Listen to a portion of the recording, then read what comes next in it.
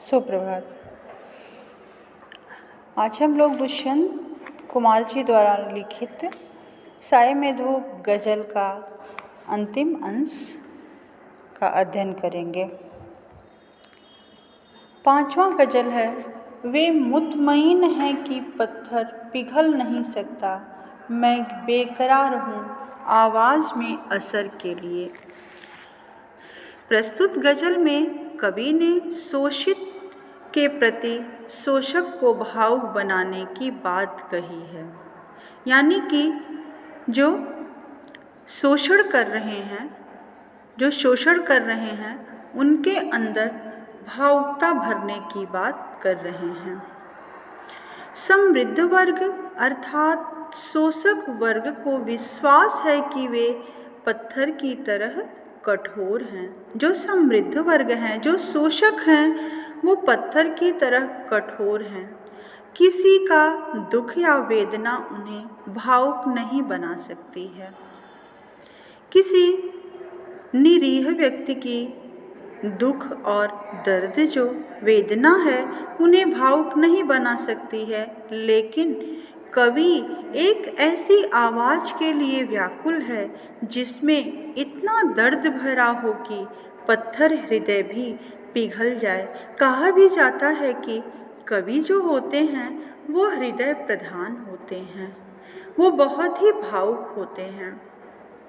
तो इसलिए कवि जो हैं ऐसी आवाज़ के लिए बिल्कुल परेशान हैं कि जिसमें इतना दर्द भरा हो कि पत्थर हृदय भी पिघल जाए।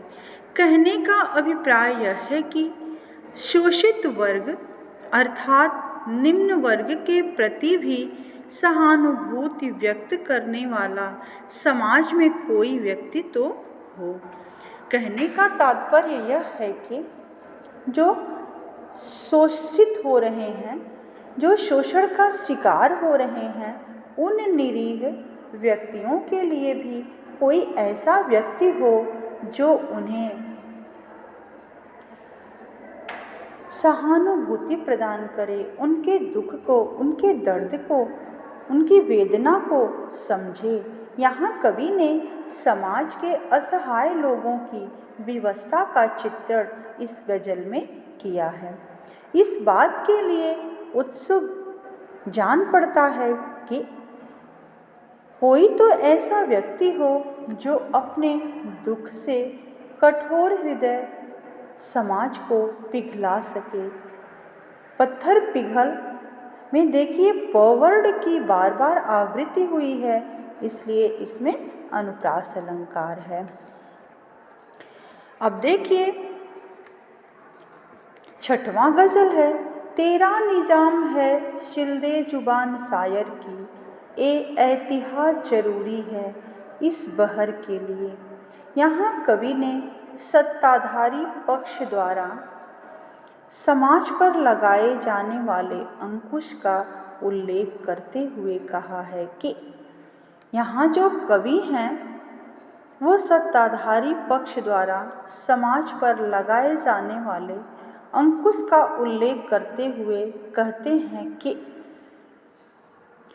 तुम्हारा शासन है, तुम चाहो तो कवि की आवाज़ बंद कर सकते हो। क्या कहते हैं कि तुम्हारा शासन है, तुम चाहो तो कवि की आवाज़ बंद कर सकते हो, क्योंकि जो रचनाएं उसके द्वारा की जा रही हैं वे तुम्हारे विरुद्ध सिद्ध होती हैं। अब देखिए दुष्यंत कुमार का कहना है कि जो कवि हैं, जो रचनाएं करते हैं, वो समाज के विरुद्ध होती हैं, समाज में हो रहे अन्याय और अत्याचार के विरोध में रहती हैं। और आप चाहें तो आप शासक हैं और कवि की आवाज़ को, मेरी आवाज़ को बंद कर सकते हैं। ऐसी रचनाओं को समाज में फैलने से रोकने के लिए यही सावधानी अपनानी होगी कि कवि को ही समाप्त कर दिया जाए।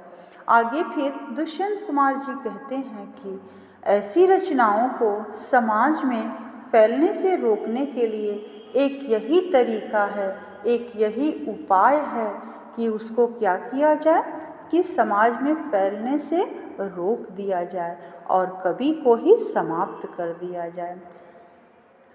अब इस गज़ल का जो अंतिम अंश है वो है, जिए तो अपने बागीचे में गुलमोहर के तले, मरे तो गैर की गलियों में गुलमोहर के लिए। यहाँ कवि ने अपनी इच्छाओं की पूर्ति के लिए जीने और दूसरों के प्रति परोपकार की भावना से जीवन त्यागने की भावना का उल्लेख करते हुए कहा है कि हम अपने उपवन के सुंदर फूलदार गुलमोहर के वृक्ष के नीचे अपना जीवन बिताएं और दूसरों के फूलदार गुलमोहर की रक्षा के लिए अपने प्राण तक न्यौछावर कर दें। कहने का अभिप्राय यह है कि हम अपने जीवन में उपलब्ध होने वाली सुख सुविधाओं में जीवन निर्वाह करें और दूसरों की सुख सुविधाओं की रक्षा की भी भावना करें, यानी कि हम अपना भी हित चाहें और समाज के लोगों का भी हित चाहें। हम भी सुखपूर्वक जीवन व्यतीत करें और समाज के और लोग भी सुखपूर्वक जीवन व्यतीत करें। परोपकार के लिए हमें अपना जीवन तक न्यौछावर कर देना चाहिए। अब देखिए, यहाँ कवि ने अपने जीवन को सुंदर बनाने के साथ साथ दूसरों के जीवन को भी सुखी और समृद्ध बनाए रखने की प्रेरणा दी है।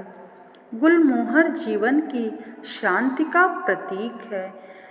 इस गज़ल में जो लास्ट में गुलमोहर शब्द आया है वह जो है सुख और शांति का प्रतीक है।